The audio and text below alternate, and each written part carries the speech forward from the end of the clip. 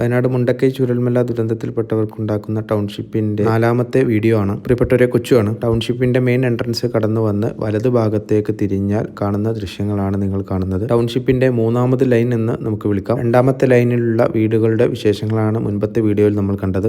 ആദ്യത്തെയും 2ാമത്തെയും ലൈനുകളെ അപേക്ഷിച്ച് 3ാമത്തെ ലൈനിൽ വീടുകൾ വളരെ കുറവാണ്. 3ാമത്തെ ലൈനിലേക്കുള്ള റോഡ് വർക്ക് പ്രാരംഭഘട്ടത്തിലാണുള്ളത്. കഴിഞ്ഞ 3 വീഡിയോയിലും നമ്മൾ പറഞ്ഞിരുന്നു വയനാടിന്റെ ആ ഒരു മനോഹാരിത ഈ ഒരു പ്ലോട്ടിനെ വല്ലാതെ ആകർഷണീയമാക്കുന്നുണ്ടെന്ന്.